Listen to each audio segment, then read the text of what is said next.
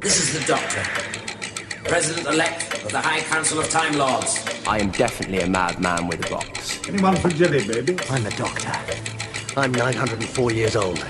I'm from the planet Gallifrey in the constellation of Castobrius.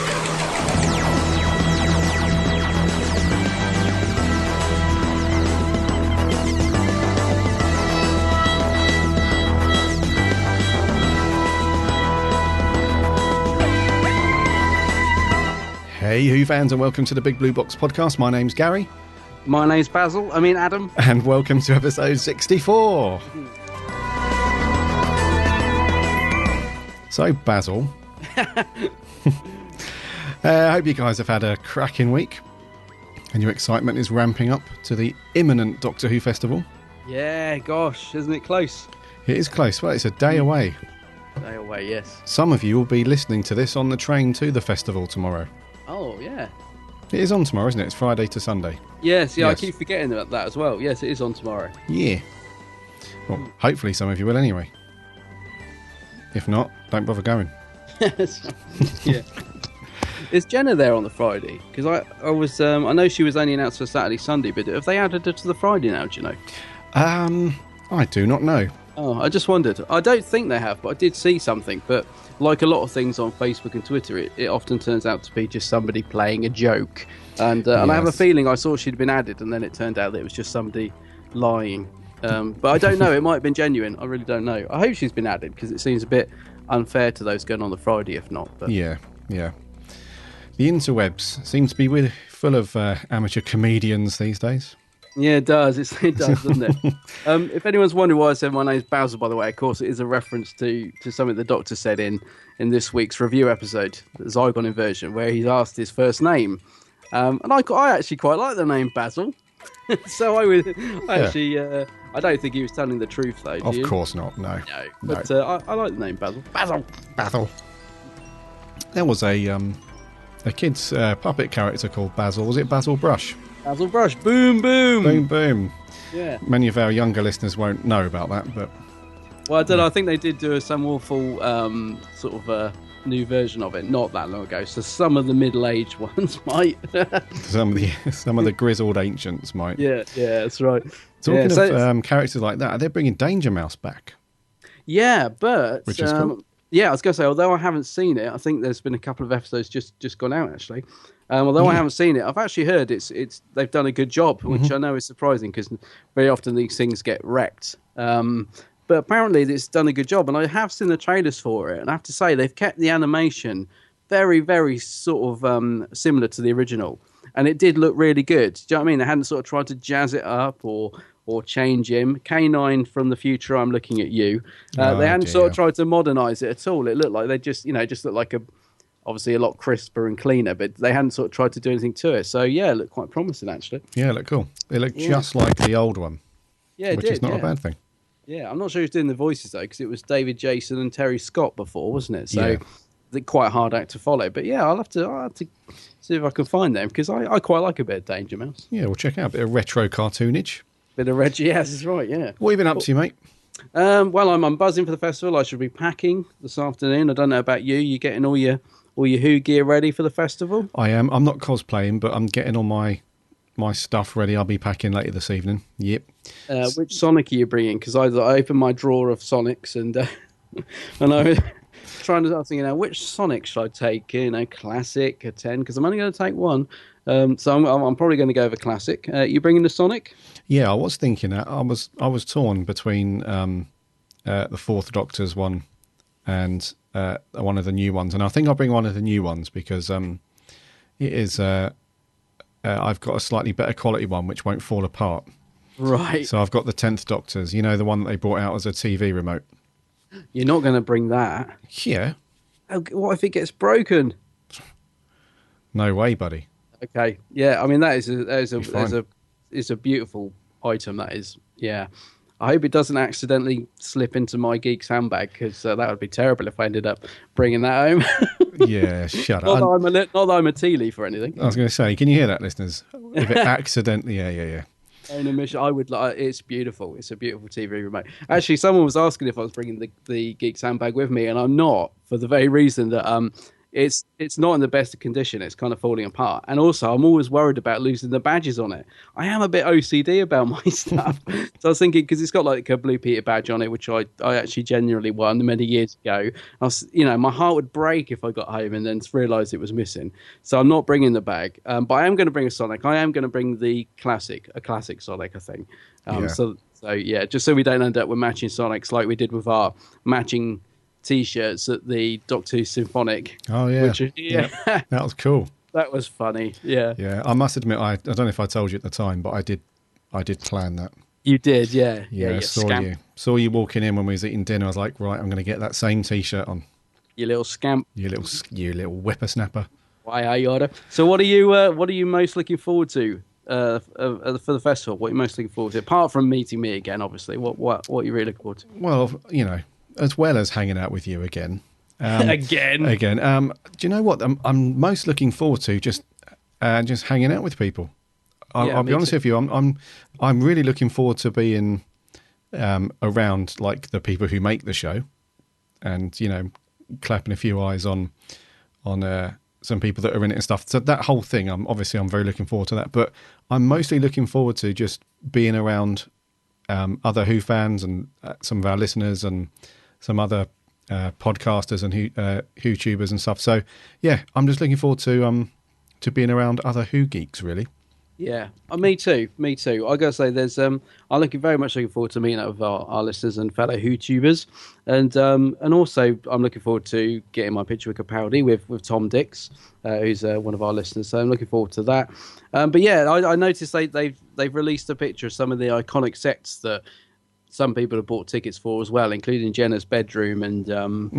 What's the other one you can get? Is it the TARDIS set? I've actually forgotten what I've got a ticket for now, because I haven't bought one for Jenna's bedroom, I have to be honest. And it looks tiny. Did you see the picture the BBC posted saying the iconic set is here at the festival? Did you see it? Yeah, broom cupboard.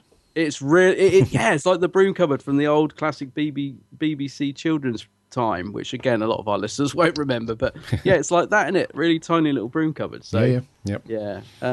But yeah, so I'm very much looking forward to that. Can't wait to meet up with people, and it's going to be a good day. And apparently the weather's going to be absolutely dreadful, which is not a problem because it's going to be inside all day. So yeah. We have to bring our question mark umbrellas. Maybe. I was thinking that. But again, my OCD is stopping me because I've just got a vision of it. I guarantee you, the minute I opened it, it'd go inside out. I just know it would. Or it'd go flying off down the street like, no! I'd be like... I think it'd probably... Yeah. I'm so looking forward to the festival, though. I cannot believe it's here. Like you said, by the time people are listening to this, you'll probably be on your way or already got there, whatever. It's it's come around quick.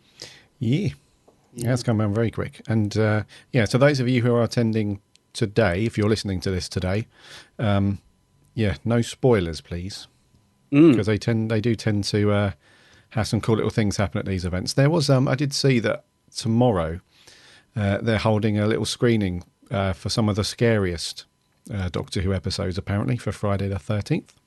Oh, really? Oh, that's cool. Yeah, so there's a screening area somewhere. I don't know where, but they're going to be screening a few scary ones. I know some people have said, are they going to be screening the next episode on the Saturday? But of course, it's on so late that actually the festival will be done and dusted by then, because I think it finishes about 6.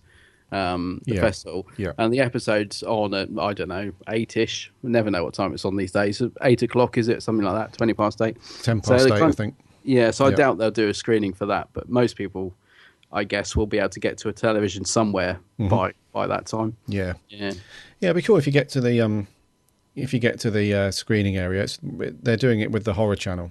Oh right, yeah, and they're going to be playing quite a few. Some of them will be Attack of the Cybermen, The Curse of Fenric, The Daleks, and a few others, apparently. Oh, excellent. That does sound good. I like the idea of that. Yeah. Yeah. Now I have to say, you may have to restrain me on the Saturday, Gary. If tomorrow if by tomorrow my Doom Coalition set has not arrived, which it still hasn't, we are, how many weeks are we since that got released? I think it's 5, possibly 6 weeks now. It's at least, I was going to say, it's well over a month. I think it's 6, nearly 7 weeks actually since that got released. I'm still waiting for it, despite emailing Big Finish a couple of times. So I'm afraid you may have to restrain me, because I will be heading over to their stand and having a few words with them, and I may even push the stand over. So be prepared. I'm pretty angry right now, and I love Big Finish, but my love for them is fading.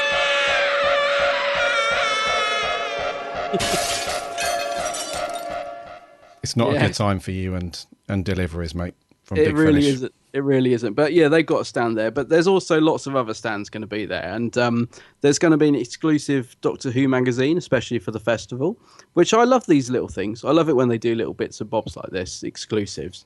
I don't know, do you get the Doctor Who mag? Because I subscribe to it, so I do get it. No, I used to. I haven't subscribed for about a year now, I think. Are you going to get one of these special ones for the festival, if there's any left? Because I think they're going to be quite limited. Yeah, I think so. If there's any left, yeah. Yeah. Yeah. I'm definitely going to pick one up. It's got a really good cover actually this week of Clara in the cafe. Oh, the little waitress uniform thing. Yeah, Yeah. which I'm kind of intrigued about, because that's from, what's that episode where Matt gets zapped on the beach? It's from that episode, isn't it? Oh yeah, from, was it The Impossible Astronaut? So why the Was it heck? from Why there? not? Yeah. So why are they going back there? Do you reckon? Why is she working there? Who knows? Who knows? Who knows? That just reminds me, actually, you saying what I've been up to. I met the legendary Tom Baker last Saturday, thanks to one of our listeners, Adam the Ultimate Whovian. He gave me a link to this signing in Chiswick, because it was sold out, and I went up there and I met with him. We had a superb day, and Tom was in great spirits, and the guy in front of me in the queue actually got him to write "Who Knows" on his Creator. He'd got the Creator box set, with the figure painting, and he got Tom to sign it. Tom Baker, the Creator, and then "Who Knows." Awesome. I know, I was a little bit jealous actually. I was like, oh, because I've got that set, but I didn't bring it to sign. But I got my Regeneration set signed by Tom. Oh, And cool. Yeah. he was just delightful. He really is such a nice man. He really threw me though, because the first thing he said to me was, "Who's this to?" And I said, "Oh, it's to Adam, please." He said, "Have you been in the garden, Adam? Have you been gardening?" And I just didn't know what he meant. So I did a sort of nervous chuckle, as if, like you do. Yeah. I was like, oh, what? Sorry. And I was like, I don't. Anyway, it turned out, of course, he was referring to Adam and Eve. I just didn't, it was quite a random thing. So it took me a minute to get into it. And he sort of went, "Oh, never mind," and signed it. And we had, just a nice sort of very brief sort of chat and stuff. But yeah, it's great to meet Tom. I know I've got another Doctor in the Regeneration set, so I'm doing quite well on my mission to get that signed. I've got to get Colin next. Colin. I've got to get Colin next. Yeah, I've got Tom, Peter and Sylv so far, because I've got to get Colin, which I probably won't be able to do till next year now, I suppose, because annoyingly Colin's been doing about 1 billion conventions this year, and somehow I haven't managed to get him to sign it, so I'm going to have to get him to do it next year. Yeah, he'll, as usual, he'll probably be at loads of them. Yeah, next year. I did have a look to see where he's appearing, so I'll have to catch him at one of those. Yeah. So yeah, that was great, and it was really good to hang out with Adam. He's, as I say, he's one of our listeners, and we had a fun day up there. He'd got his multicoloured scarf on, and I'd got the brooding maroon Tom Baker scarf on, so we sort of represented both eras. That was cool. Oh, nice one. Yeah, it was a really good day, actually. Really, really cool. But it was, like when we went to convention there a couple of months back to meet Daphne. Yeah. It was busy-ish, wasn't it? But not that busy. It was really swamped. I mean, Tom had really brought the crowds out. It was pretty packed in there, mate. When I come out, I mean, I was probably fairly close to the front of the queue, I suppose, but not that close. When I come out, I couldn't believe the queue that was still waiting to go in when I come out of the little signing room. I thought it was, I knew there's a few people behind me, but I come out and it was literally stretching all around the hall, because it's not that big a hall anyway. It was just immense, the amount of people that turned out to see him. He's a popular Doctor, mate. He is, yeah. He's pretty iconic, isn't he? Mm-hmm. So, So yeah, it was good. Good Oh, I got times. to meet Nicholas Parsons as well. Oh, cool. He yeah. was there because he was in Curse of Fenric. I'd been warned he wasn't in a very good mood. So I was a little bit like, oh. But he was fine. I must admit, I had no problem with him. He did get a bit touchy because my camera wouldn't work. I actually took my proper camera this time. And after 3 attempts, it wouldn't take the picture. So I kept saying, has it done it? Sat next to him, obviously, looking at it. No, it hasn't taken. And so I was getting a bit like, oh my God, he's going to snap in a minute. But he was fine with me. Yeah. You've got one of those faces, mate. I just got one of those faces. People One of can't those be faces. mad at you. I've got the perfect face for podcast. Is that what they say? A bit like Grimmy, the perfect face for radio. But yeah. Yeah. So yeah, it's a good day. So that's what I've been up to. What about you, mate? What have you been up to? What have I been up to? Well, I've been doing a lot of classic watching over the last week. I've no idea why. I just thought I'm in the mood for loads of classic Who. Don't know why. Yeah. So I've watched a couple of Colin Bakers. Which ones? Quite a few. I went back and watched Survival again. Oh, because, yeah. we didn't really rate that. Well, I didn't rate that too positively when we did it on the official review. And any better on a second watch? Not really. I mean, it's one of those episodes where I can appreciate its moment in history. Okay. As being the last episode. Have you ever watched it with the fan commentary? No. Oh, you should watch it with the fan commentary. It's quite fun. Oh, okay, right. Yeah. Yeah. So I watched through that one. I also watched Ghostlight again, which I love the music to Ghostlight. Yes, It's got such a good isn't soundtrack. it? Yeah. Yeah. Went back and watched a couple of Davison ones, and then I was stuck on the box set for Keeper of Traken and Legopolis and stuff. That was very cool.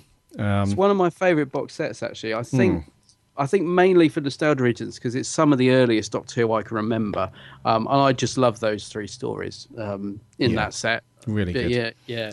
A lot of people find him a bit depressing, a little bit kind of downbeat and stuff, and they're not the they're certainly not filled with any humour, and it's not like one of the brighter episodes or stories or box sets, but they're still very good though. I find them really well paced and written. Some people find them a bit slow and depressing, but yeah, I love Keeper of the Traken and Legopolis. It's really good. I was going to say that you talk about the music as well. I always find the music in Legopolis. I absolutely love it. Yeah. When Tom's Regenerated, it's really, it's very much of its time, but I absolutely love the music in Legopolis. It's quite funky in Castrovalva as well, isn't it? It goes almost a bit Starsky and Hutch. Yeah, like when they're running towards the TARDIS, we've got like the well guitar and stuff. It's very unlike Who. I really like it. Yeah, well, they had that in Legopolis as well. Yeah. When they're towards the end, when they're running around the field near the pylon and stuff, it gets a bit, Yeah. Yeah. Yeah, that's it. Yeah. Yeah, it's pretty cool. So, just had a bit of a... Watch another one. So what else did I watch? I think it was... Oh, The Web of Fear. Yes, The Web of Fear back on. Web of Fear? Yeah. Oh, Web of Fear. Oh, yes. Yeah. God. For some reason, Troughton. Yes, Troughton. For some reason, I was thinking of the Web Planet. I was thinking, what on earth are you watching that for? The Web of Fear. Oh, right. God, yeah. So I've had a good old classic rewatch. Some good ones, isn't it? Yeah. I have to say, the lady who we were trying to remember from last week's episode, the unit woman, I think her name was Jack. Remember we struggled to think of her name? Yes. Woman with the gap in her teeth. Yeah. She was at this signing on Saturday. Ah, okay. And because I was in the queue for Tom so long, I sadly missed meeting her. Well, I was going to get her autograph. But somebody I was in the queue with actually did go and get her autograph. And just as a little thing of interest, she was signing hers because she got killed, didn't she? We didn't see her again after this week, did we? Yeah, she got killed, yeah. She got obliterated in the ambush. She was signing her autographs to whoever, and then she was putting "the best is yet to come" in brackets, and then signing her name. And we were like, "Oh, what does that mean? Best is yet to come."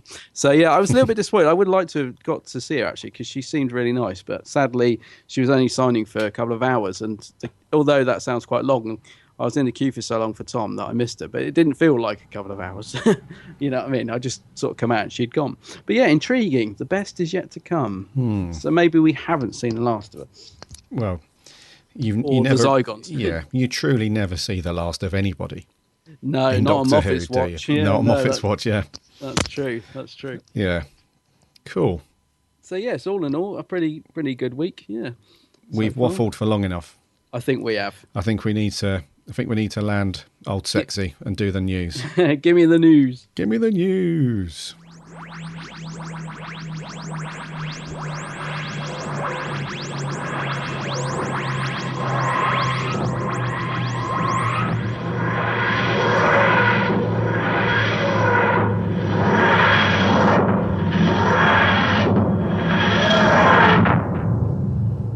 If you've been wanting to replace your Doctor Who DVD collection with a digital version, you could be in luck. So quite out the blue, I would say, the BBC have released pretty much their entire back catalogue of all of their TV shows digitally. Yes, yeah. Which is a good move. It's slightly late to me.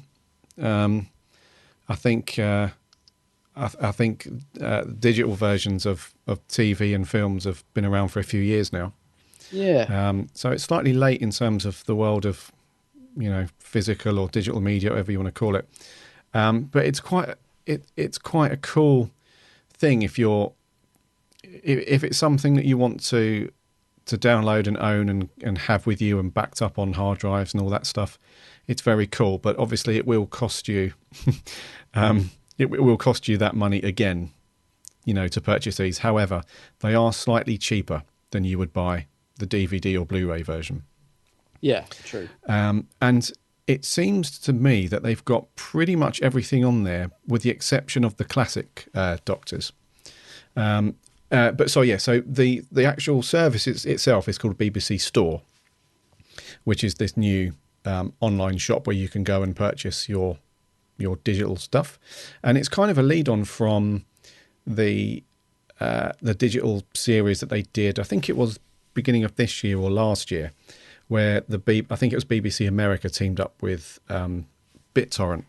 Yes, that's right. And they did. I think you got 4 or 5 episodes. I remember personally, I've got it downloaded somewhere, and that was all legal. Should I mention? As soon as people hear the word BitTorrent, they're like, it's illegal. But what a lot of people don't realise is the actual app and program and the actual system of torrenting files is perfectly legal.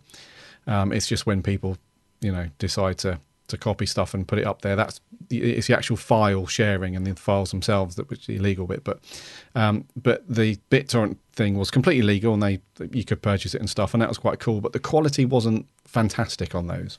Oh, right. So I'm hoping that these ones will be slightly better, seeing as we're getting them directly from the BBC. Yeah. And yeah, so you've got all of the new stuff. That's all there. So everything from Eccleston through to now, or Series 8, should I say, is all present and all there. And you can get each series for around, well, the Capaldi stuff is around 20 quid. So Series 8 is 19.99. When you go back through to the other Doctors, though, so the Matt Smith one, so Series 6 is 13.99, Series 5 is 12.99, and that sort of thing, and then back to Eccleston. It's interesting that most of them are 12.99, but for some reason Series 2 and 3 are 13.99. I'm not sure why, but so roughly that. And then when you go back into the classic stuff, you can't buy an entire classic Who collection, but you can purchase most of their episodes individually, and they're all a £5. All right, so they have got some classic Who on there. They've got loads of Who on there. Okay. Actually, they range. Actually, it's so. So Peter Davison, for example, The King's Demons is £2.99. Same for things like The Awakening and that sort of thing. But some of the episodes, like Mordrin Undead, is £6.99. No. But the majority of the classic stuff is a £5. So it's roughly the same as buying a classic DVD off the BBC shop or Amazon or something. Yeah. But with the classic stuff, they haven't got every episode of each Doctor there. That's the only thing to bear in mind. They've got most of them on there, or should I say some of them, depending on which Doctor. So, yeah, there's most of them on there. So I might purchase one and see what the quality's like. See what it's like. Yeah, I was going to say, I remember when they first added some of these to iTunes, I picked up some of the classic stories. I'd sort of like to thought of having a digital copy to watch on the train or whatever. And the quality really varied on the iTunes ones. I mean, they didn't look like the remastered versions like you get on DVD. I remember the Deadly Assassin, for example, I purchased and it was pretty bad. It had like the audio actually cut out of one speaker for half an episode. So halfway through episode 2 or 3, I can't remember now, the audio just cut out from one speaker. So you only had audio in the left speaker, I think it was, for half an episode. I remember thinking, this is really bad. And I contacted iTunes about it, and nothing was done. They didn't even know what I was talking about, even though it's perfectly simple. It just, you know what I mean? It was like banging my head against a brick wall. Trying to tell them, but the sort of quality of the iTunes ones wasn't great, even though they're official and everything. So it'd be interesting to see. I would hope, because these are a bit more expensive, and like you said, it's the official BBC store. So I'd hope they put like the remastered versions on. Hopefully, yeah. You'd think so. You would think so. Yeah. None of the titles in the list actually say like special edition or remastered or anything like that. So I'm not sure, but. Yeah, you'll have to watch the pricing as well, because the BBC have been a bit clever with certain episodes. So certain episodes that they know that fans, are very popular with classic fans. So things like Genesis of the Daleks is £8. Right. So they're pricing it sensibly, should I say. And other things like The Face of Evil and Robots of Death, that kind of thing, Horror Fang Rock, they're £7, and Talons of Wing Chiang is £8. So it just depends on which ones you want to dip into, I suppose. But I might download it. I might purchase a couple and just see what they're like. I don't plan on replacing my entire collection with them, but it's quite cool. It's quite cool that it's there if you want to go in, and also for new viewers as well. Yeah. So for new fans of who want to get into the classic stuff, but you've got no room to have DVDs anywhere, or some people don't even have DVD players anymore. I know. Yeah. So this is quite cool for those as well. So if you go, so it's if you just go to store.bbc.com and just do a search for Doctor Who, they're all on there. Yeah, I was going to say, I mean, I if this is where me and my partner completely differ. I love having a proper format, so I've got all the DVDs. My other half would be completely opposite and would have all the digitals and no DVDs at all. If the choice is there. Just talking about prices, actually, it just reminded me. The Series 9 of Doctor Who has been released in 2 parts by the BBC. So we've got Series 9 Part 1 and Series 9 Part 2 coming out in January. Yes. And Series 9 Part 2 has just gone up for pre-order on Amazon for £50. Now that can't be right, surely, because the first part, Series 9 Part 1, was like £20, I think. They must have got that wrong, surely. It can't possibly be £50 for half a series. No. I think, Amazon do that from time to time. Do they? Yeah, I've seen that before, where they've put stuff up and you think, huh? How can it possibly be that amount? And then literally within a few days, it's down to normal. It can't be. Yeah, I was going to say, I mean, I'm not buying them in separately anyway. I'm going to wait for the complete box set. I don't know about you. But yeah, I just seemed crazy pricing. Like you said, it can't be right. They must amend it. Anyway, moving on from pricing and DVDs into other news, and Moffat fans are going to be delighted. He's signed up for at least 13 more episodes. I think. Do you know what? I think the Moffat is actually. I think he's found a new burst of life for Doctor Who. I don't know about you. I think in Series 7 of that, he was kind of just going through the motions, and I was saying this to one of our listeners this morning, actually. I think he's mixed things up a bit. I think he's found a fresh interest in this, because why else would he sign on for Series 10? And he seems to be gunning for more than the 13 episodes as well. Don't you think? Yes, yeah. He's definitely shaken it up. You're bang on there. It's or he's at least trying to. Do you know what I mean? He's definitely taken a few more risks in Series 9. Yeah. And in Series 9, the overall feeling that I get from lots of our listeners and other Who fans is that Series 9 is off to a belter. Yeah. You know, that everything we've seen so far, well, most of what we've seen so far has been very, very good. Yeah. So he's obviously doing something right at the moment. It's just I think because of some of the stuff that we had to put up with from like Series 6 and 7 and you know, some of Series 8, it has left a bit of a sour taste for a lot of fans. Yeah. And he's got a massive bullseye on his back as well. So whenever anything, I wonder what you're going to say. Yeah. whenever anything goes wrong, if there's an episode that isn't quite as good within a series or anything like that, immediately you have everyone saying, you know, Moffat has to go and all that stuff. So he has been under a lot of pressure, I would say, the last few years. But he does, like you say, he does seem to be pulling it out of the bag recently. So yeah, at least another 13. So. Yeah, he has. It's not. I mean, there's been a bit of thing in the press recently about we're only going to get half a series than that, and this was sort of taken as saying, well, it's safe. We've got a full series next year. But he has been quite careful with his wording with this because he said, yeah, I'm up for making. I'm contracted for at least 13. I'd like to do more. The scheduling, however, is completely up to the BBC, so they will speak, is what he said. He says, this is what he's quoted saying, I know that what I've signed on to do is 13 more episodes, .2, including a Christmas special. I'm trying to argue for slightly more than that, but we'll see. And basically he's saying, and then he says, you know, about the scheduling, he says, you know, that's down to BBC, they will speak. So I don't know, he's kind of saying, I'm making them, but when they'll get shown, when they'll go out, blah, blah, blah, is nothing to do with me, you know.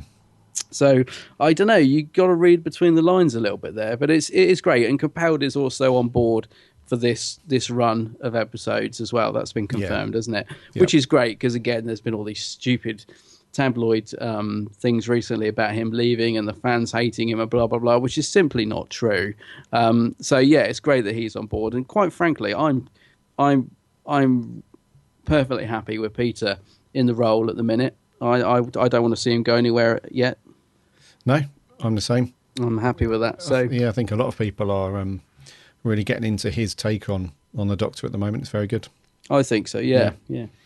So the Moff sticking around for a little bit longer, and it does sound like the Doctor's going down that darker route. There was a good quote later on in this article, actually, just talking about the Doctor going on a bit of a journey. You know, saying the Doctor has started to enjoy life more in Series 9, but things are about to take a dramatic turn, which is going to see the more cynical, closed off and suspicious Doctor return for, you know, later in the series and for the next series, Series 10. So that does sound good, because I guess, like a lot of people, I don't know about you, I've been a little bit unsure about some of the humour or some of the ways that Capaldi's been written in Series 9, although I'm really enjoying it. There's been moments when I felt like, it's a bit of a character, like the tank scene that you mentioned and stuff.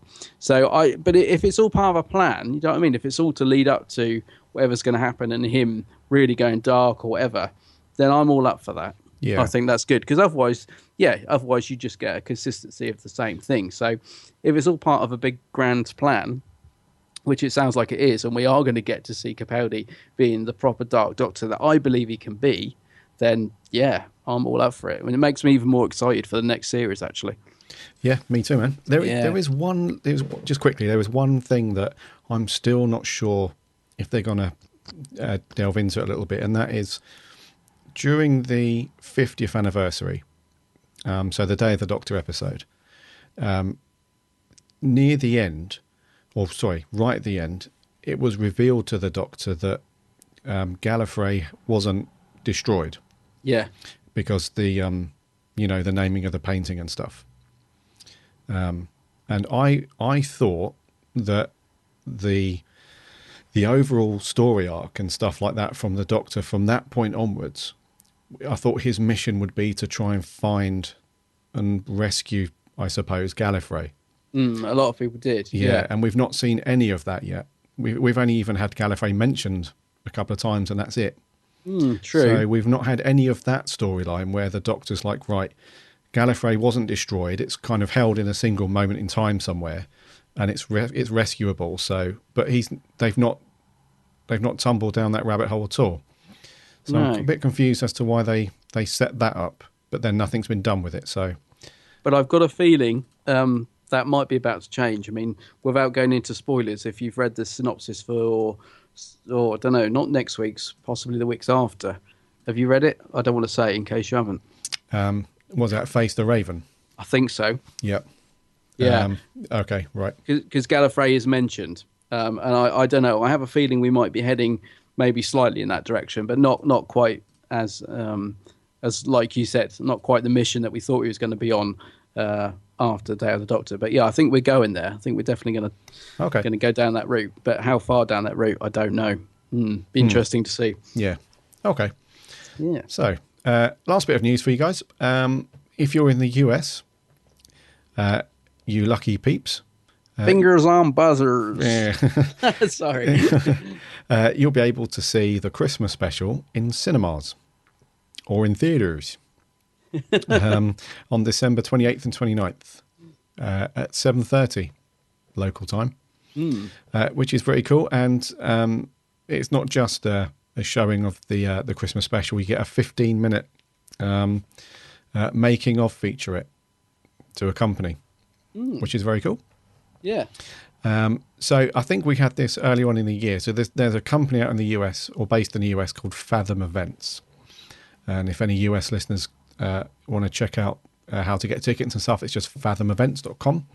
They did another screening as well. I'm pretty sure it was for the season opener. Oh, the series opener, sorry. Didn't they do one for Death in Heaven? Yes. Yeah. Yeah. Which apparently was a bit of a flop. Mm-hmm. But yeah, anyway. But yeah, so yes, if you want to go and see Doctor Who on the big screen, or if you want to see the Christmas special anyway, you'll be able to do so. I think it's at the bigger cinema chains in the US. Yeah. You'll be able to go and see that. I mean, obviously, it will have already been shown on the TV then. I suppose this is just if you want to really experience it on a big screen with loud surround sound or whatever. Yes. Is it something you would do? I mean, I suppose it depends how good the episode is, actually, but is that something you'd be tempted to do if you were, in the States? I don't think so. No, I don't. Something like the 50th anniversary where there was a lot of hurrah around it and stuff. Yeah, I'd probably go and see that because I didn't get to go and see that at the cinema, and there was something came up and I couldn't go. So I would have liked to have seen that, but I'm just a series episode or a Crimbo special, probably not. No, I think part of it as well is the fact that you're going to see it with other fans. It's a bit like with the festival, that half the excitement is actually experiencing it in a big room with other fans and wooing and whooping at all the right moments. But that only really applies to an episode that you won't have seen, I guess. Yes. Do you know what I mean? Like in the 50th, I didn't get to see it in the cinema, but I heard, people were like, there were certain moments where everybody was gasping, like when we saw Capaldi's eyes, and that's what makes the cinema experience brilliant of something like this. But of course, this will have already been seen by people, I would assume.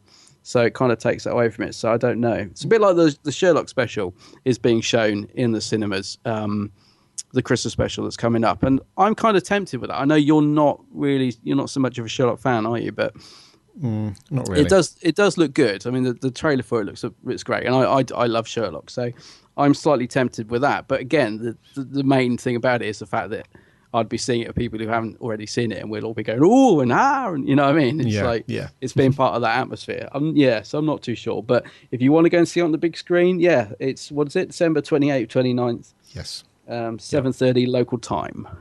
7:30 local time. Yeah. Not Greenwich Mean Time. No, certainly not. So something like Pacific or whatever it is. Yeah. Do excuse my terrible American accent. That was me actually trying to mimic the Doctor in the Zygon Inversion, which we'll come on to later. Was it? I couldn't tell. Really? Just in case it wasn't clear. That's going to wrap up news. Yeah. Adam. Hello. My good man. Hello there. Am I a good man, though? Are you a good man? Am I a good man? Please tell me and our listeners what we're reviewing this week. We're reviewing the Zygon Inversion. What is it that you actually want? War. And when this war is over, when you have a homeland free from humans, what do you think it's going to be like? Do you know? Have you thought about it? Have you given it any consideration? Because you're very close to getting what you want. What's it going to be like? Paint me a picture. Are you going to live in houses? Do you want people to go to work? Will there be holidays? Oh, will there be music? Do you think people will be allowed to play violins? Who's going to make the violins? Well, oh, you don't actually know, do you?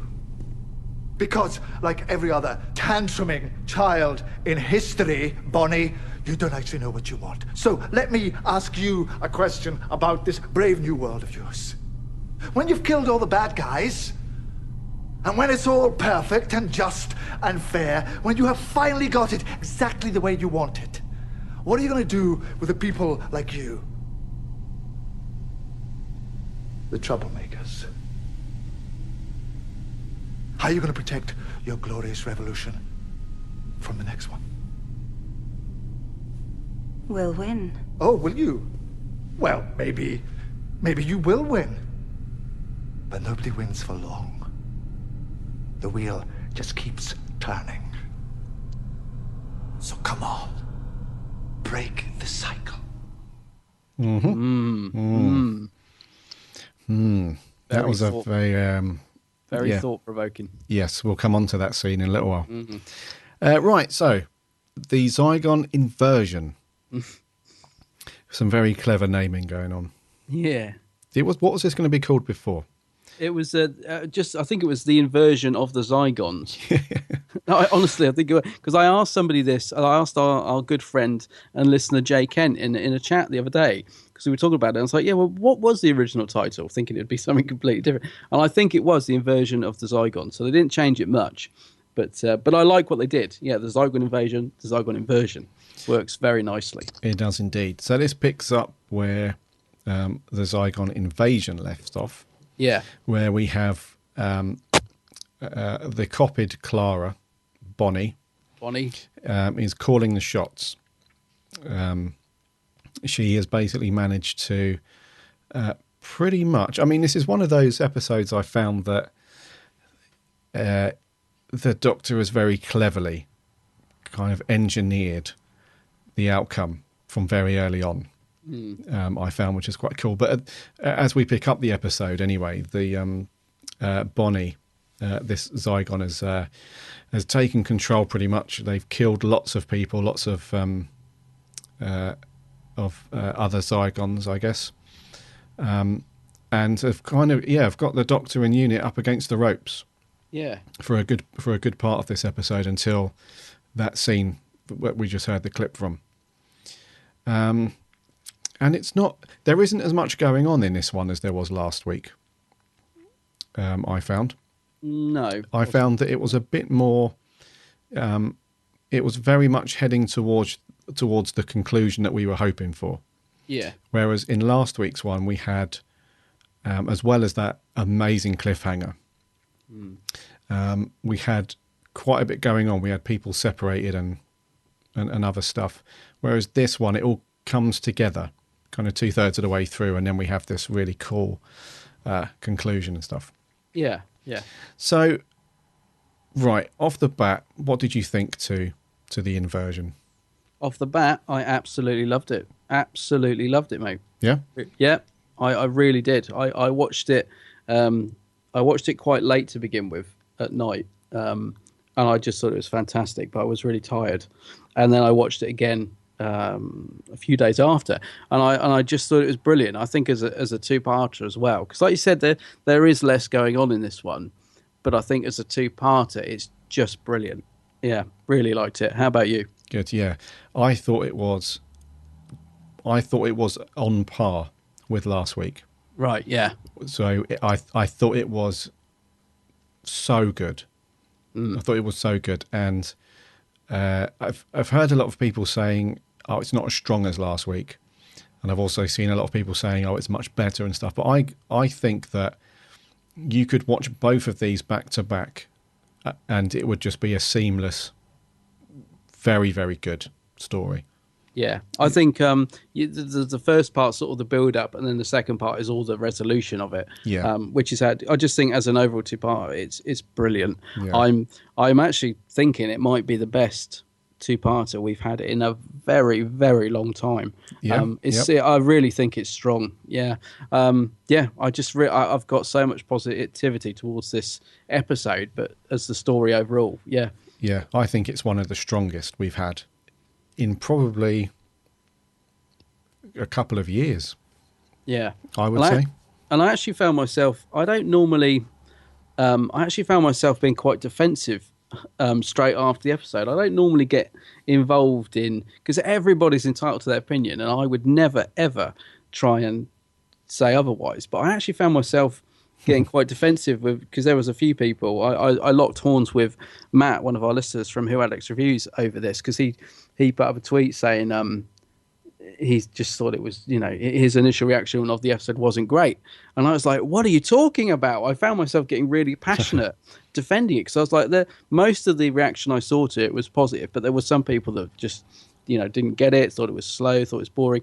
And I can't remember the last time I got that passionate defending an episode. And I don't normally sort of say to people, you're wrong, it's brilliant, because everybody's entitled to their opinion. But there was the guys I listened to a podcast, Prog to Who, and I love those guys, and I couldn't believe that they didn't enjoy it. I was sort of looking at their tweets, and they were sort of saying, did I watch the same episodes as everyone else? And I was getting quite annoyed. I was like, what are you talking about, Mark? It's brilliant, And I listened to their podcast, and they on a rewatch, they enjoyed it a lot more. But it's a long time since I've got that passionate defending an episode, and that actually in a way is a good thing, because it just shows me how much I enjoyed it, if you know what I mean. I thought it was brilliant. I really did. Yeah. No, I totally agree, mate. There was fortunately though, there wasn't too much bad press or bad reviews knocking about for this one. I think the majority of people was into it and enjoyed it. Yeah. And I think for some reason, I'm not sure if anyone else agrees with me on this one, but for some reason, this one had a classic feel to it. Oh, I thought so. Yeah. I don't know why. I don't know what it was about it, but I think it was maybe to do with. I think it was something to do with the Doctor being. It must be Capaldi, for me in this one, because and the way that he was written and some of the story, it just seemed to have the Doctor doing his thing, coming across as at times where he didn't really know what was going on, and you could see in his face there was a couple of moments of panic almost. But towards the end of the episode, you knew that he had everything sorted. Yeah, it was one of those plans where he could see this coming, he had it all sorted, and then we had that amazing scene where it all comes together. And so it had maybe it was the pacing as well, maybe the way it was paced as well. It wasn't non-stop explosions every 20 seconds, and there wasn't unit legging around, and it did have it was slightly it moved along okay, but the pacing between scenes, and there was a bit of silence in scenes as well. You had time to breathe, you had time to take in what was going on with certain things. So I really like that about it. Yeah, I agree with that, because sometimes the music, I've said this before, I love Murray's music, and I have to say it's been phenomenal in this two-parter, I think. Really brilliant. But a lot of the time it has been quite subtle as well, which we don't always get from Murray. Sometimes it is a bit too much in your face, and sometimes you can't hear what they're saying. But yeah, we actually got moments of silence in this, and moments of just very, very subtle music to, like you said, to allow the episode to breathe and take in what was actually happening. Yeah. But I'll tell you what I loved just straight off the bat as well was when we got that cliffhanger last week, we both loved it, but we both sort of said, when 5 minutes after, if you think about it, we'd all seen those pictures with Capaldi with the Union Jack parachute. So we kind of like thought, oh yeah, of course. Mm-hmm. So, it's pretty obvious he's going to parachute out.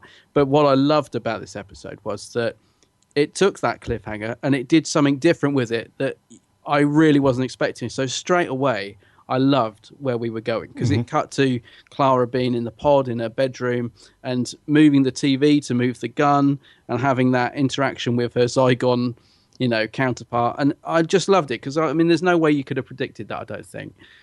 So straight away, I loved what was going on, that they'd taken that cliffhanger and thought, yeah, people are going to guess that they parachute out, but we'll do something, we'll throw this in to make it different. And, you'd have to be pretty good to work out they were going to do that, I think. I loved all that business in the flat, and her, saying, feeling her pulse and saying, I can, don't lie to me.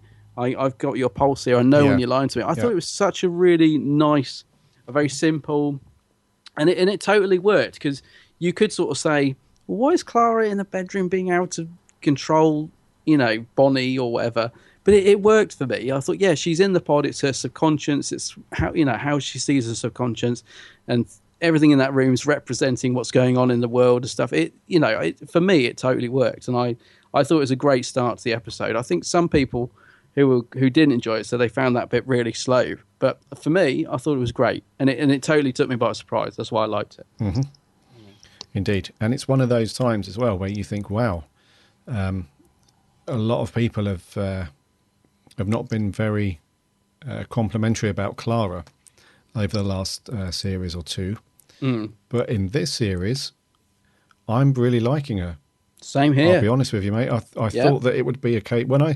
Before this series started, I thought, right, how long is it going to be before they off Clara?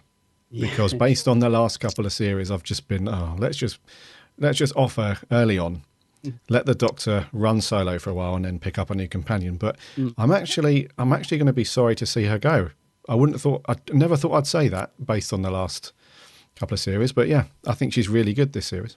Yeah, ditto. I was going to say, well, I mean, I've been critical of Clara and Jenna in the past, especially Series 7 and that. But no, they've done a really good job because she was slightly sidelined in Magician's Apprentice, and which is familiar by Missy. And there was that fear, wasn't it, that because she wasn't initially supposed to be in this series, that she was going to be a bit sidelined. Yeah. And she wasn't even in pretty much the woman who lived, apart from the last few minutes.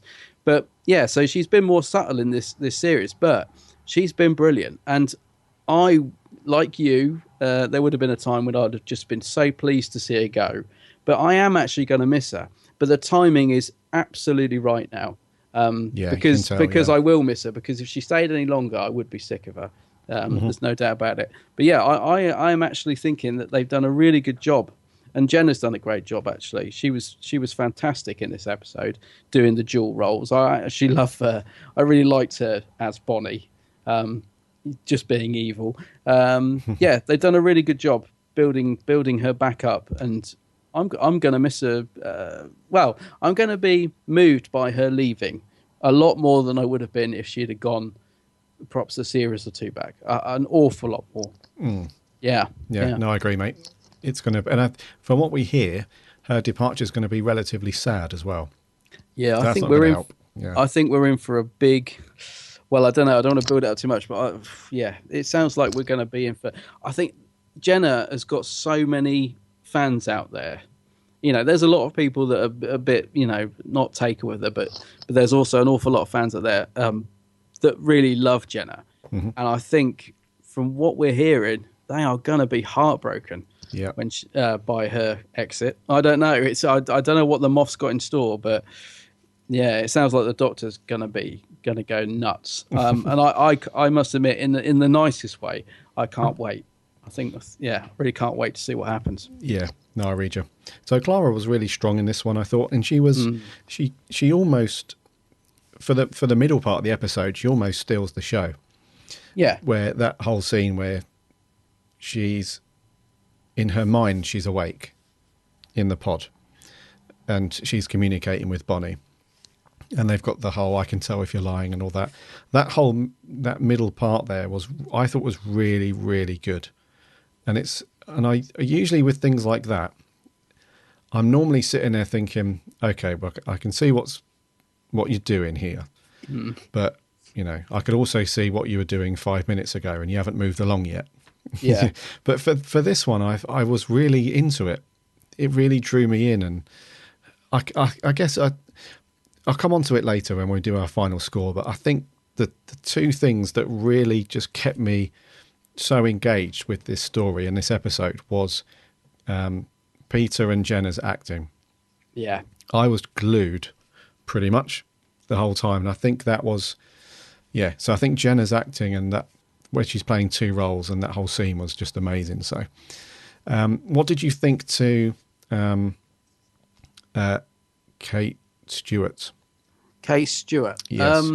Yeah, because of course at the end of the last episode we thought she'd been Zygon-fied. She was, yeah, she was She was Zygonified. Zygonified. And it turns out she wasn't. I think again, Unit didn't feature as prominently in this episode, but they kind of were, their presence was felt. Yeah, Kate's fine. I can't assume because actually, when we get to the bit at the end with the two Osgood boxes, and she's opposite Zygella, and they're sort of just giving each other evils and stuff. She was good. I mean, she did sell the scene to me. They both did. Do you know what I mean? I thought you could see that she was ready to press that button. And if anything, the tables turned slightly because as Bonnie started to sort of come round to the Doctor's way of thinking, Kate was sort of just ready to press the button, wasn't she? So it's quite nice, actually, the way that she just had enough and was like, no, right, you've pushed me to the limit. This is the only way to deal with this. Yeah. Do you know what I mean? So, I thought she was okay. Yeah. I like the twist because we thought in the last episode that she was a Zygon. Yeah. Because of her conversations with Bonnie and stuff. And it turns out she wasn't. No, she shot her, didn't she? She was, and then she shoots the two guards in this one. And the doc, and she's like, and she reveals that she is. And then that scene where they've got the Osgood boxes and they're going to, I like the progression of her character in that bit as well. If we think back to the Day of the Doctor, as soon as their memories are erased, they've got the countdown in the background. Yeah. And the Matt Smith and Tennant, they sonic up the that memory eraser scrambler thing. Vent thing. Yeah. Yeah. As soon as her memory is erased and she can see the countdown immediately, she's like, cancel the detonation. Yeah. Whereas in this one, she's more like, let's push the button. She's not. She's kind of running out of patience. With people trying to invade the planet. She's got to the end of her tether, basically. Yeah. So I like the progression there. Whereas, before she would have been like in her truest, when she's got her senses and her wits about her, she's like, let's not do this. But in this one, she's like, we can't be having this. Let's push the button. So I like that. And I thought she was, and we had repeating her father's classic line as well. Did you like that bit? I did. Yeah. Well, yeah. I mean, it's one of those lines. I don't know. It shouldn't be there. If you'd have said to me before the episode, "Oh, by the way, Kate's going to say 5 rounds rapid," I would have said, "Oh no, don't do that. don't do that." But because of the way it was delivered, for me, it worked. I didn't have a problem with it. I don't know about you. Because I think she just, when he says, "How did you deal with it?" and she just says 5 rounds rapid. I thought it was a nice little hark back, but I can see how it is one of those lines it shouldn't really be done. But yeah, I don't know. It worked for me. I don't know. What about you? I loved it, mate. Oh, good. I thought you were going to say, oh, no. No, I loved it. I initially, because same as you, if somebody had said that to me before, I would have thought about the cyber brig moment, and I would have gone along those lines and thought, oh no, you can't, let's just leave it there. However, the way that Gemma Redgrave delivered that line was so sincere. I just loved it, and it was one of those little. You just couldn't help but smile. Yeah. I don't know about anyone else, but I just couldn't help it. My face was smiling before I knew I was smiling.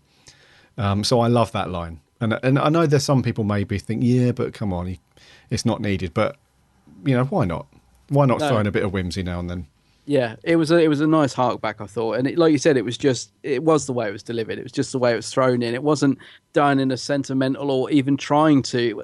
That's the thing. It wasn't even trying to copy how the brig had done it. She was saying it as a sort of tribute? No. But you know what I mean? It wasn't done in a sort of cheesy way. No. She just sort of said it knowing that she was sort of harking back to what her dad had said. So yeah, for me, I just thought it was a really nice little moment, actually. On paper, it shouldn't have worked, but it was sold to me, probably by the way it was done. Yeah.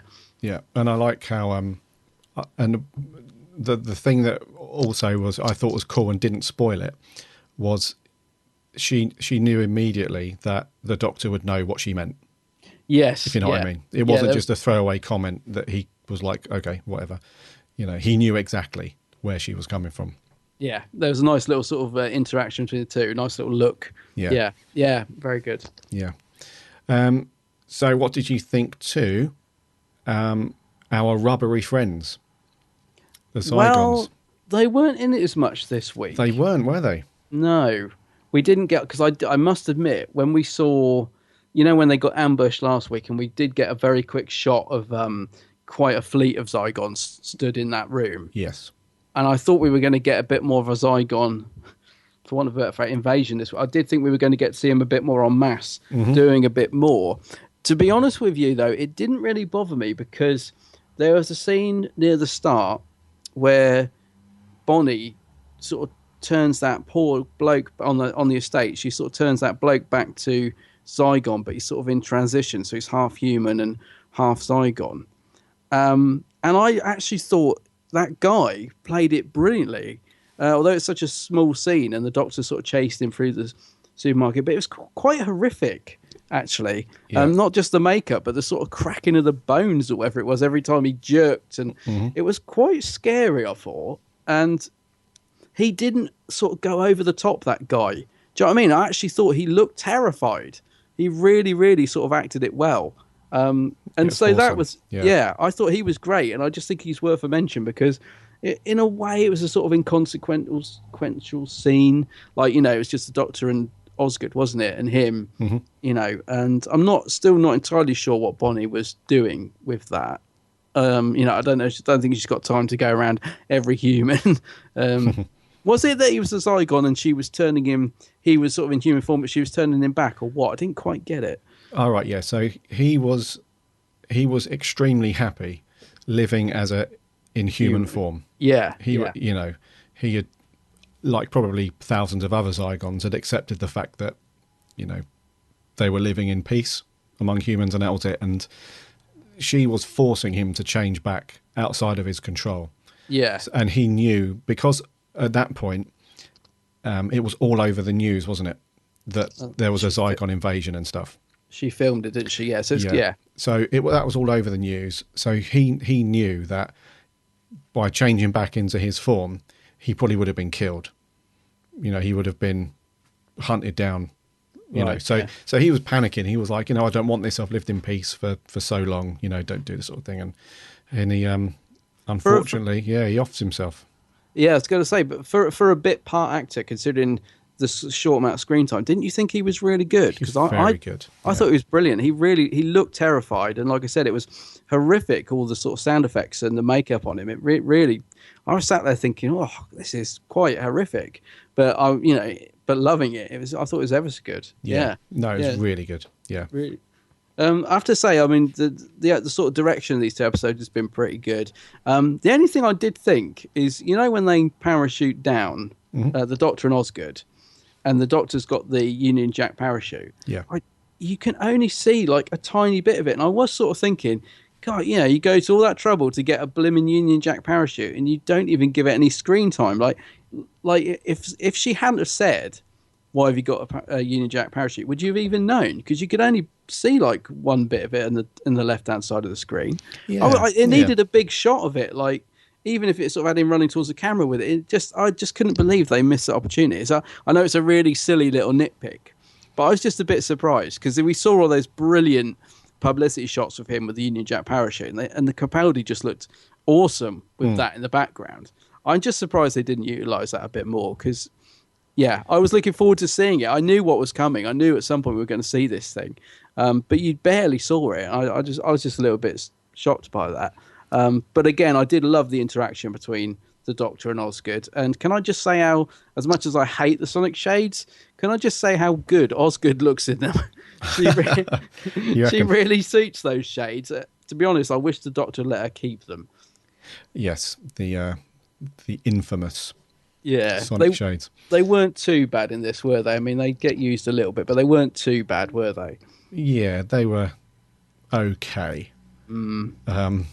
They're never gonna be as good as a sonic screwdriver. Let's be honest. But No, they've got to go. They've got to go. But but yeah, they worked on her. We got to see the Doctor drive in the car, which is unusual. We don't get to see him driving that much, do we? that's true. Yeah, somebody mentioned that in one of our listeners, and I hadn't thought about it before. I think I always think back to the Doctor in the 11th Hour when he's driving. What do you call those camper vans? Oh, the little VW camper. VW, yeah. That's the sort of, remember when he was driving that, thinking the same thing, thinking, oh, the Doctor's driving. Don't see this very often. And he's not bad at driving either, is no. He calls London a dump, the rude man. Ah, yes. What did you think to that? Oh, I don't know what it was about. It was just, it kind of reminded me more of the Capaldi from Series 8, which I quite like, so I didn't mind it, actually. I was just a bit like, what's that about? Yeah, because I remember when the first time I watched it, my wife was on the sofa next to me, and she wasn't really watching it. She was reading or something, and he said that line, and she just looked up and just went, oh, it's not wrong, and just carried on reading again. I was like, what? How can you say that? But yes. So Osgood, what we thought was two of them is actually Bonnie. Yeah, well, at the end, that's right. Which was a nice little way of rounding up the episode, I thought. It was a nice... Can we buy that Bonnie's turned good, though? That's the only thing. I mean, I love the fact that I thought it did tie the episode up nicely that she turned into the second Osgood, but because she was the only one that didn't get her memory wiped, so I don't know. I'd be a little bit... I suppose one Osgood can keep an eye on her, so that's good. It's an interesting write as well. Yeah. Because the whole theory that we saw in last week's episode was that the two Osgoods were like they were very much the keepers of the peace. Yeah. If you know what I mean. They were very much about, not letting anything like this happen.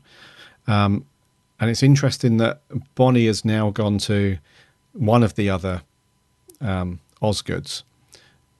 I'm assuming to take up this role of peacekeeper, straight after wanting to inflict war, which is so. Yeah, it's are we buying the whole Zygella's gone good thing? I mean, I don't know. I thought it was a really nice bit of writing. As I said, I thought it brought the episode full circle, and I can buy it. I can buy it because I just think Osgood will keep an eye on her, if you like. But the thing is, so we will never know. I don't think if it's human or Zygon Osgood. We didn't get an answer, and I thought that would really annoy me because I don't like things like that, but it didn't actually. In some ways, I actually like the fact we don't know, because that last shot is the two of them walking off, and they both use the inhaler. Yes, which is normally a giveaway that it's a human, but they both used it. So, yeah, I'm actually happy to not know. I didn't think I would be, but I am. I'm not bothered. I actually think I ain't bothered, but I actually think it's a good thing. I actually think it's in a way it's quite nice to be left that you don't know. Yes. Well, were you disappointed we didn't find out? I was. A little part of me was. Yeah. Were you initially? Yeah. I mean, I haven't thought about it too much afterwards. I'm not losing sleep or anything over it, but I was at the time. I was a little bit like, oh man. So is she human or Zygon or whatever? What's going on? So I wasn't miffed or anything, but I was a little bit like, oh, it would have been cool to find out. But I did think we were. I must admit, when she was at the TARDIS, I did think, oh, here we go. They're finally gonna tell us. I did think that was coming, but I wasn't disappointed actually.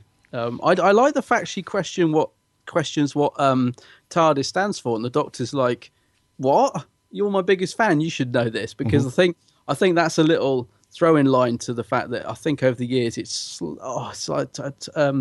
a slight change because it's time and relative dimension of space, but I think time and relatives, I don't know, there's a slight variation on it, so I think that's what they were sort of getting at. Yeah. Oh, okay. So that was quite nice, being the biggest fan that she is. Yeah. And it was quite interesting as well that she turned down the Doctor's offer. Yes. To go travelling, because there was a lot of talk, wasn't there, months ago, about Osgood being potential companion material. See, I think she would have gone. I don't know. I'm surprised she turned. Yeah, maybe before. Yeah, maybe before, like the Day of the Doctor time period. If he'd asked her then, she probably would have, she would have been in there before he could, get her answer. But yeah. But maybe that suggests it is the Zygon Osgood, because the real Osgood would have jumped in there. Yeah, maybe. Possibly. Yeah. So I don't think by any stretch we've seen the last of Osgood. No, I hope not. No. I really like the character, as I said last week. But yeah. I love the character, so I hope we see her again. Yeah. And right, let's move on to the conclusion and that wonderful scene. Yeah. With the Doctor, trying to talk some sense into Bonnie and Kate. Yeah. So it has to be the highlight, surely, of this episode. The Doctor's speech. It was just an absolutely brilliant piece of writing. And this episode, was the first part was written just purely by Peter Harness, and this one's written by Peter Harness and Stephen Moffat. Mm-hmm. So it's hard to know who wrote what. But whoever wrote, even if they wrote it together, a fantastically bit of script and brilliantly delivered. I thought Capaldi, there's just no denying. I think a lot of us have been waiting. We've loved Capaldi, but we're really waiting for a moment when he completely shines as the Doctor. And this, without doubt, for me, was it. He just was electric. And you said earlier about not being able to take your eyes off him. I was glued to the set, absolutely glued to the set. It was, phenomenal. Yeah. No, I completely agree. It was one of those, I'm getting goosebumps now. Same. Talking about it. But it was so well written that you completely fell into, because sometimes with actors, there's always that moment where it's like, yes, he's the Doctor, but he's also Peter Capaldi. And as much as some episodes pull you in and they're immersive and that sort of thing, it was just one of those moments where Peter Capaldi didn't exist. He was 100% literally just the Doctor in front of your eyes. Yeah. He just, I can't explain that bit really in words. It's I know what you mean. Yeah, you just bought it 100%. If you'd never seen the show before, and you were watching that bit, you would probably watch it from now onwards, based purely on that scene. Because not only was I'm not sure if anyone else saw this as well, but it must have been a complete delight for the other actors to watch him do that as well, because you could see in Gemma Redgrave's face, Jenna Coleman, and the extras and stuff, they were all staring at him as well.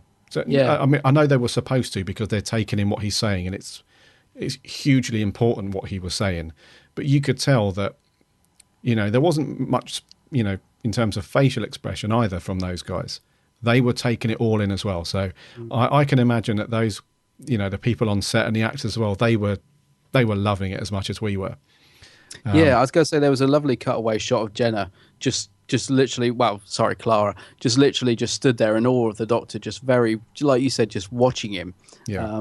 Which really was fantastic. Yeah. So that was pretty much a masterclass there in how to if anyone's getting into acting or any of that stuff, then rewatch that scene a few times. I wonder how many times he did it. It's one of those, because there is bits where he is literally going ballistic and then coming right back down. And I was thinking, I wonder how many takes, do you know what I mean? Did they do one where he was like, okay, shall I do it a bit more? Shall I go a bit more mad here? Do you know what I mean? I would just love to see the studio footage of that, to see how that, or whether he just did it and that was it. Do you know what I mean? But I can imagine him doing it and saying, okay, do I need to give a bit more here? Should I go a bit, should we do another take where I really lose it? Do you know what I mean? It was just phenomenal to a performance like that. I just don't know how. Yeah. Do you know what I mean? I don't know the process of actually getting it to that good. It was so moving. I'll tell you, in all honesty, I have never ever seen my partner as glued to the set as then. Yeah. I honestly, because I'd already seen it once, so I was just watching. Yeah, it was just. I don't think you could take your eyes off the screen because the actual script itself was just so resonant with what's actually, with real life, with what's actually going on. I think you couldn't help but be sort of compelled by it, if you know what I mean. Yeah, yeah. But, Yeah, I just this is the thing. Last week we said there was a lot of there's a lot of parallels with sort of terrorism and stuff, but it was quite sort of in your face, but without sort of ramming it down your throat. And I think this week it was rammed down your throat a little bit more, but it was still. I still don't think it went over the top. Do you know what I mean? I mean, that was one hell of a speech at the end, and you could read all sorts into that, but because it really does ring true, doesn't it? Yeah. But it wasn't done in a sort of cheesy way or anything that it could have been, if you know what I mean. Yeah. I think it's just so brilliantly written and so amazingly acted by Peter, and this is like episode 8, so I think we still, to think. I just don't know what's in store. When Clara goes, I think Peter's I'm thinking of that scene where he smashes the console, when he couldn't find Gallifrey. I think we're in for some really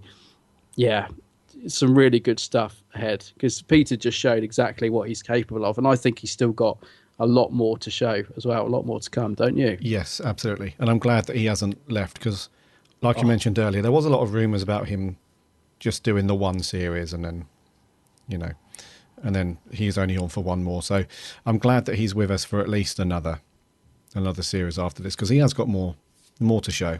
I think so. It must have been a tough thing to do as well, actually. I mean, even to speak those words, they're so emotional and so true to life. I think it must have been really hard to get in that moment and do it. I'll tell you what I did love. I did love seeing there was one of the Maya helmets in the background. Did you notice that? Oh, in the Black Archive, yeah. In the Black Archive. That was nice. Liked seeing that just in the background. Mm-hmm. And were you disappointed that the 2 Osgood boxes had nothing in them, or do you think that was a really nice little twist? Yeah, I wasn't disappointed with that, mate. No, because if there had have been something in there, it wouldn't have had any implications to the story anyway, because they were never going to push the button. Well, it comes back to what you were saying right at the start of this review about the Doctor knowing what's going to happen, that he's already pre-planned that if this scenario arises, which he's already thought it probably will, he's already thought it through, hasn't he? Yeah. Which again is just another brilliant sort of characteristic of the Doctor. And that's a great compliment to the writer as well, just getting the character so right and thinking that is what the Doctor would do. That's how he would solve it. I wasn't disappointed at all. In fact, I absolutely loved it when Bonnie turned round and sort of in her way and just said, the box is empty, isn't it? She's just sort of, it's sunk in, and she's just like, there's nothing in there. I just like the way she did it, because I must admit I was so wrapped up in that amazing speech that I didn't see it coming at all. I probably should have done, but I didn't. So when she did that, I was like, of course there's nothing in there. The Doctor would never, that is what the Doctor would do. So yeah, just a brilliant piece of writing, I thought. Yeah, Peter Harness nailed it. Yeah, I don't know which the Moffat did. Actually, I know what I was going to say about the speech as well, which I almost forgot. I wanted to ask you about this because on the first watch, obviously that is so engaging, that scene. And on the first watch, I was thrown out by him doing the American talk show, right fingers on buzzers and all that. I thought, oh no, don't ruin it. Don't go silly. Don't go Matt Smith. Go do it serious. And I didn't like it on the first watch. On a second watch, it didn't bother me as much. But part of me still wishes it had all been played straight. But I don't know. How do you feel about that? Did it take you out of it a bit with him sort of doing the silliness every now and again in that scene? I'm not too fussed by it. It's hard to criticise that scene because it's so good. Yeah, it's hard to be critical, but it's. I think if I'm being honest, I would have preferred the whole thing to have been played straight. Yeah, straight down the line. But no, I don't think it was quite funny, really. Yeah, I was going to say on the second watch, it didn't bother me as much. It did first time. It kind of took me out of it for a second, which I didn't like. I was thinking, oh no, don't do that. Just carry on, laying the law. But I don't know. Yeah, it didn't bother me so much on the second watch. Yeah, it was cool. Yeah, like you said, it's such a good scene that it's just I'm not going to criticise it at all. Yeah. Rightio. Right, before we move on to our reviews, I've looked up on Wiki the whole TARDIS thing. Oh yeah. So there's been a couple of there's been a couple of meanings. So the D in TARDIS has been given dimension and dimensions. Yeah. Between classic and newer Doctor Who. In one of the Christmas specials with Tennant, the next Doctor, Jackson Lake, he refers to his hot air balloon as the tethered aerial release developed in style. Oh, yeah. But about that. But the Doctor in this week's episode gave it another meaning, which is totally and radically driving in space. Brilliant. Which I think is quite cool, but it will never be the original. No, not as catchy. Not as catchy, is it? Actually, no. Actually, there is just one final thing before we get on to scores, actually, about the Doctor's last line when he says, "I'll be the judge of time," which seemed very prominent, and I just wonder if that's got a bit of meaning behind it, because it was he says it in a very quiet tone, doesn't he? He's just like, he's almost as if he's sort of really gone into himself and is thinking, and a very nice line. I just wonder what that means. That's going to come further later on. But yeah, brilliant. The whole thing, just the way it got wrapped up and everything, just fantastic. Yeah, and I like his little goodbye to Osgood as well, saying he's a very big fan. Yeah, it was lovely. Really nice. Really nice. Yeah. Yeah. Rightio, reviews. Whose turn is it first this week? Could be me, I think. We could never remember. Yeah, no, I think it's me. So I will give this a 9.5. Wow. Mm-hmm. What did you give last week? 8.5. 8.5, yeah. 8.5. Okay. I think I gave 8.5, if I remember right, for last week. You did. I'm giving this week 9 out of 10. 9. Okay, cool. 9 out of 10. Yeah. I'm going to give the overall two-parter a 9.5 out of 10. It's fantastic. What are you giving the overall? Yeah, overall, I'd give it a 9.5. Yeah, brilliant. Yeah. Absolutely. I think the script was amazing for both parts, but more so than anything, because initially I thought I'd give it a 9, but on the second watch, Jenna Coleman and Peter Capaldi just, for me, since Peter Capaldi has come back, and all I've seen of Clara, those two, in that episode, the inversion, they just absolutely nailed it. Yeah. Loved every second that they were on screen. Yeah, I was just going to say, actually, the whole cast were great in this. Osgood, the unit, the scene with the unit soldiers' mum, just so many great moments throughout this two-parter. Yeah, the whole cast, brilliant. But Peter and Jenna, outstanding. Yeah, for sure. Right, yeah, what did you guys think? We've got quite a few audio reviews in this week, and we had loads of comments as well on Facebook. So you guys, you went nuts. Great. This week, which is awesome. So thank you so much for commenting on Facebook, Twitter, and sending in your audio reviews. So let's kick off with that one first. This is our buddy, Callum MacArthur. Hello, the Big Blue Box podcast. It's my review of the Zygon Inversion. Did I think this was a good second part to the already amazing first part? I did. There's many good standout scenes, such as the speech that Capaldi did in the Black Archive. It was just fantastic. Jenna's performance in this was just brilliant as Bonnie/Clara. Jenna does either so well, can't believe I'm meeting her on Saturday. Gemma Redgrave's performance as Kate was amazing. She didn't really do much in this episode though, but still fantastic acting. Ingrid Oliver as Osgood, she's just amazing and kind of becomes the companion in this episode and even gets invited on to the TARDIS. I mean, who would turn that option down? And I'm also meeting her on Saturday too. This is just unreal. Seeing the bit at the end with the two Osgoods is the bit I saw being filmed back in May. I give this episode a 10.5 out of 10. My highest score yet, I believe. See you guys on Saturday. Bye. He's such a show-off. 10.5 out of 10. That's quite a high rating. Yeah. It sounds like he's going to be meeting a lot of people at the festival.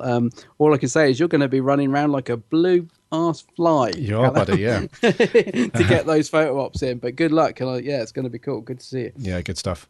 On Twitter, we had Pedro the Hoovian. It's a great episode, good resolution, right pace, right amount of comedy and serious. 8 out of 10.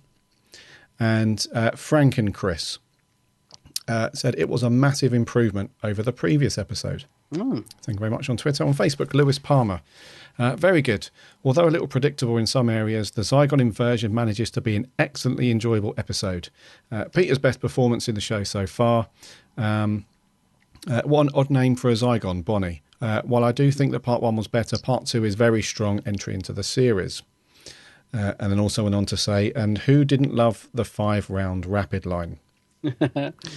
Chap with the suckers there. 5 rounds rapid. Kieran Knight, he said, I honestly loved it from the first watch. The whole cast was brilliant, always engaged despite the long talky scenes. The story about the Zygon guy who just wanted to fit in reflects real life events, and Bonnie was cruel to him. More foreshadowing for Clara's demise, and Sleep No More could be good. Most found footage movies are very poor, but this one looks like the exception. No rating from him, but clearly enjoyed that. Tom Dix. Peter Capaldi has managed to be the Doctor more than any other in tonight's episode. A truly fantastic episode that really did show us how broken and damaged the human race really is. I really can't praise it enough tonight. Strong positive words there from Tom. Yeah, Tom says it's one of the best ever, I think. Yeah. Let's do another audio clip. This is our cheeky listener, Loopy Lou. Oh. Hey guys, it's Louise from Loopyland here. 5 rounds rapid! That was a punch the air moment. Go Kit! What a brilliant episode this week. I really enjoyed it even more than the first part. Incredible speech by the Doctor. Capaldi showing his acting prowess in spades. Wonderful writing to show him off. More of this, please, writers. Jenna was a great antagonist as Bonnie. Very cool. And the Osgoods ended up being stronger than I expected them to be, which was great. On a side note, I can't remember the last time we saw the Doctor drive a car. It was kind of strange to see. Overall, a super episode. 9 out of 10. Cheers, Lou. Thanks, Louise. And she was really chuffed that she got her review in on time this week. Oh, and so are we. Yeah, very cool. Paula Cartwright. I cheered and jumped out of my seat at 5 rounds rapid. Plus, did you hear Sullivan's gas? No, I didn't. Did you not hear that? No. That was a hark back to old matey. No, I didn't hear it. I didn't notice that. No. Old matey. When he was talking about the box that the Doctor had supposedly taken that could turn the Zygons inside out. Yeah. Inside out. Oh, I still hate that thought. Yeah. And she also goes on to say, Peter Capaldi, wow, the best lines. I'm old enough to be your messiah. He did say he's like 2,000 years old in this, didn't he? He did. The Doctor's age is constantly, it's hard to keep track of. Yeah. Best episode in the last 2 series. By the way, I've been listening to your podcast for a couple of months now. Fantastic. Oh, thank you very much. Cheers, Paula. Jeff Waddle. Jeff. Oh. What? Oh, is it going to be good, bad? Jeff's been up and down. He's been very up and down this series. He says, the best story since it came back in 2005. Wow. Capaldi was absolutely tremendous. Best performance of any Doctor I've seen. Not as good as Talon's, but easily second. Wow. He's at a loss for words. So am I, Jeff. Yeah. Wow. I'm so glad you tuned in for that 5 minutes of last week's, because Jeff had given up on Doctor Who after The Woman Who Lived, and in some respects I couldn't blame him. But I'm glad he stuck with it, and he's really loved these last 2, hasn't he? So yeah, good stuff, Jeff. Let's hope long may it continue. Yeah, nice one. Ryan Anthony, he just starts off with, wow, what a perfect conclusion to an equally as perfect build-up. The episode, in a word, is perfect. The acting from the whole cast was sensational, but I'd say the people stealing the spotlight were Capaldi and Coleman. The plot was very strong, and the script was amazing. To add to this, I also love that what they have done with the Zygons, and I'm glad they have finally got a great rounded-off story in New Who. From acting to plot to script, it was all handled perfectly. 10 out of 10. Yeah, I agree. Yeah. He said, at the time of this writing, which was Wednesday, I'm about to travel from the north to London. Not long until the festival. Oh, cool. See you there. Yeah, and he likes the 5 rounds rapid line also. Excellent. Let's do another audio review. This is our other buddy, Alex Kingdom. Hello, Gary Allen from the Big Blue Box podcast. Sorry, almost got it wrong. It takes a lot of an episode of Doctor Who to make me cry, but this one absolutely managed it. I mean, when he was talking to Kate Stewart, and what was her name? the Zygon. I think I'll call her Beryl. Did you get that Geeks Handbag reference, Geeks? Hopefully you did. But yeah, it was just so political and fantastic. It blew my mind because last week I thought, Peter Harness, you did an absolutely fantastic job. How is he going to top it off? I was like, there's going to be action, there's going to be explosions, everyone's going to be happy. But this episode was so good, and it wasn't to do with the Zygons, it was humans and Zygons and Time Lords. The one Time Lord that is kind of both human and Zygon. I'm going to give it a 10 out of 10, and yes, 20 out of 20 overall. Anyway, guys, have a fantastic week. Goodbye. Cheers, Alex. Cheers, Alex. And I do get the barrel reference. It's what I called one of my Lego figures in one of my videos. So very well spotted, young man. Yeah, well spotted, mate. Back on Facebook, Sammy Satine. He says, well, I have to say congratulations. Sorry?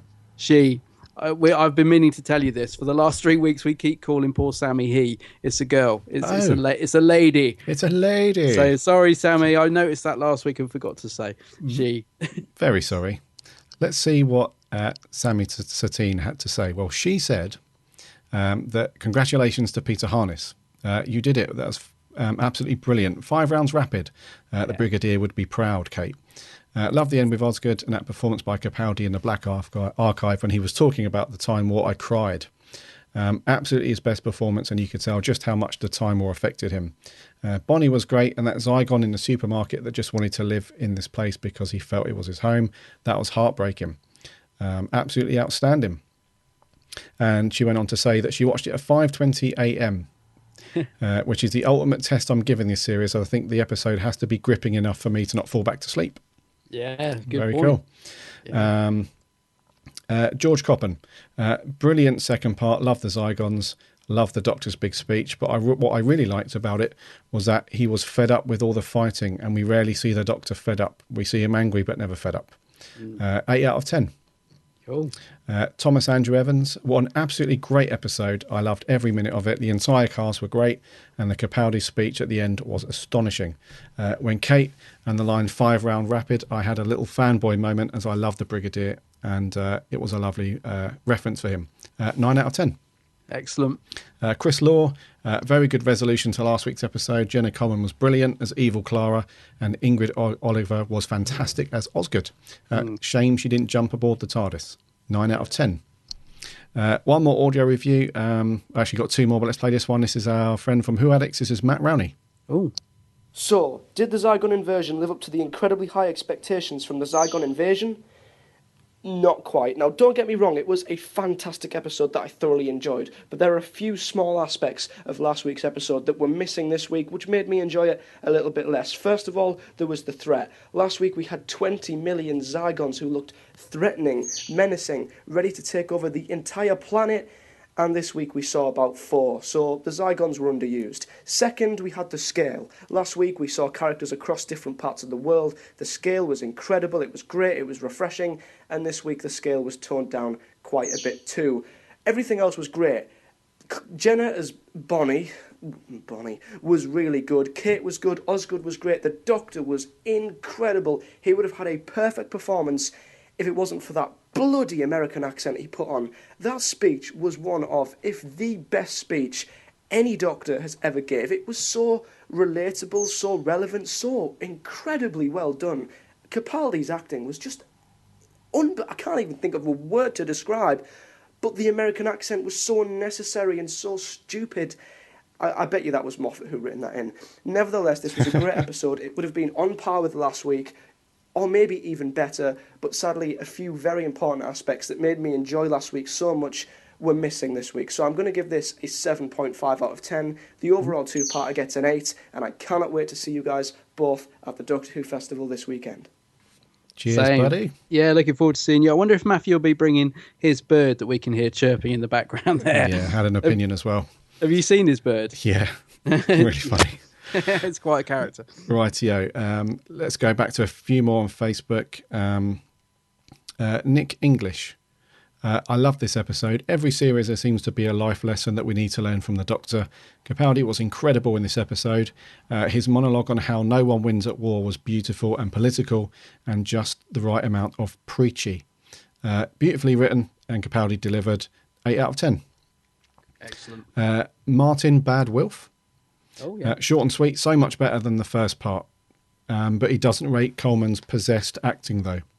Oh, really? Okay. Although he understands that she wasn't actually possessed, but yeah. Gina Di Gregorio. She says, wow, just wow. Best episode in the series, which is truly saying something, as they've all been outstanding. And seriously, if Peter doesn't get a BAFTA or something for this, there is no justice in the world. He really and truly sold it. It was rounded out by an amazing Jenna Coleman. All pretty much flawless, 10 out of 10. And lastly on Facebook, Joe Sweeney. He says, another really great episode. It was very well written. Series 9 has gotten stronger since The Witch is Familiar. I thought the Black Archive scene was fantastic. Peter acting was outstanding, especially in his speech about the Time War. Jenna played so brilliantly as Bonnie and Clara. Zygon's once again amazing. Glad they weren't underused. I must add that the plane crash on the beach scene sort of reminded me of the fragments of Byzantium in the Time of Angels Series 5. This is another solid episode, though, 9.5. Oh, very good. And let's finish up with another audio review. This is our entertaining friend, Jay Kent. Now, Gary and Adam, if I could, this review would just be a minute of overjoyed screaming. That, ladies and Zygon men, is what a fantastic episode looks like.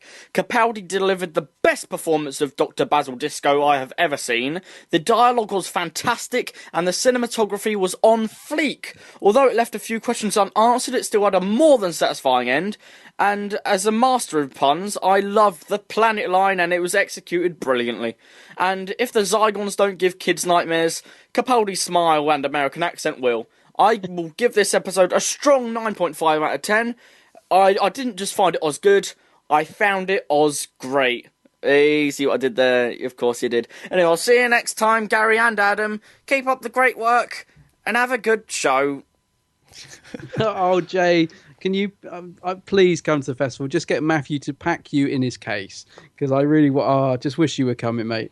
Yeah, cheers, Jay. Anything love your comments. Yeah, he's always entertaining. Brilliant. Did we have anything on the Geeks Handbag page? Yeah, we had a couple. I'll just whiz through these. Rightio. So, Paul Burns, he says, fantastic episode. The tie-in with the Day of the Doctor was awesome. And as great as Capaldi was, I have to point out Jenna as Bonnie was just as amazing. And after all this time, the Doctor still thinks Harry Sullivan is an imbecile. Harry Walker says, the 10-minute dialogue scene towards the end really sent shivers right through me. The writing and Capaldi's performance really complemented each other and make the scene TV gold. Also, the rest of the episode was pure Doctor Who goodness. This is more like it, Harry says. A huge improvement for me on the first part. Quite possibly the best single episode of the series. 10 out of 10, he's given it. Whoa. Okay. Colin Bramwell, Capaldi's speech about war near the end gave me goosebumps, as it did me, Colin. His best acting in the series so far, simply amazing. Paula Black says, 5 rounds rapid, enough said. I think she means she loves it, yeah. Jace Howe says, awesome, loved it. Spence Hornton says, best so far, thank goodness, in brackets. Stephen Hardy, best of the series so far, and a welcome return to the multi-part format. Okay. And Robert Lithgow says, decent conclusion, I think. So he's perhaps not convinced. And finally, Adam Time Lord Fishwick says... A fantastic episode, way better than last week. Peter Capaldi at his best. So a few people there saying a lot better than last week, and we both thought last week was brilliant, didn't we? Mm. So, but yes, yeah, all positive there, no negative, which is great. Which is great. I think it's the first time that pretty much across the board, everyone's loving an episode of Who. Yeah, that's right. Yeah, I'm glad Matthew from Who Addicts grew to like it a lot more, because otherwise I would have had to have bashed him over the head with my question mark umbrella at the festival. Yeah. I was very no, perfectly entitled to his opinion, but I'm glad he liked it more on the second watch. Yeah, cool. So that was the Zygon Inversion review, and overall really, really positive. Let's hope that Series 9 continues down this road.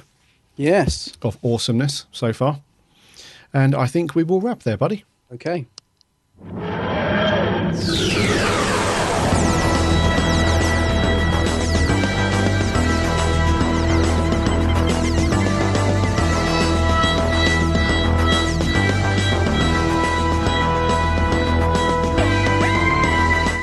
Thank you so much for joining us for episode 64. Nearly got it wrong there. Mm-hmm. And thank you so much for all of your comments on Twitter, Facebook, and your audio reviews. It really does round off the show and makes our day. Love reading out your stuff and playing your audio clips. Very cool. Yeah, got some new people sending in audio clips this week, which was lovely, and always great to have our regulars as well. Yes, our entertaining regulars. Mm-hmm. So, trivia. Last week we asked you, at what age was the Doctor taken from his family to join the Academy? And the answer, of course, was the very young age of 8. We had Max Baird on Facebook, along with Nick English on Facebook. Well done, guys. Who scored that one all net. Question for this week. What is the name of Parallel Universe Jackie's dog? Eh? What is the name of Parallel Universe Jackie's dog? Oh, right, okay. Yes, the Jackie who resides in the Parallel Universe. Oh, yeah. What is the name of her dog? Send us your answer on to Twitter or Facebook, and we will read the correct ones out next week. Yeah. I've just seen the answer, which is why I'm laughing, because as soon as I saw it, I was like, of course. Of course, yeah. Of course. And it's one of those ones where if you can't remember or you don't know, when you hear it, you'll kick yourself. Yeah, Indeed. definitely. So, once again, I know I say thank you a lot, but thank you very much for sticking with us and listening through and sending in all your stuff. One thing that really helps us out, if you guys wouldn't mind, if you could jump, if you're a subscriber on iTunes or anything, if you could jump on there and give us a review, that would help us out massively, and we'd really appreciate that. Otherwise, head over to the Facebook page. Head over to the website, www.bigblueboxpodcast.co.uk. From there, you can link off to Facebook and Twitter, and you can also listen to all the past episodes and all that stuff. And also check out Adam's YouTube and Facebook pages, The Geek's Handbag. Some very, very cool stuff on there. If you're into sci-fi in general, Doctor Who, blind bags, unboxing, location shoots, all of that stuff, he's got it all on there. Cheers, buddy. It's really cool. We will see, hopefully, most of you at the festival this Saturday. We cannot wait. Can't wait. Yeah, come up to us, say hello, don't be shy. We'll have a convo about Who. We don't bite. We don't bite hard. Until next time, my name's Gary. My name's Adam. See you for Sleep No More next week. Indeed. And until then, Alonzi!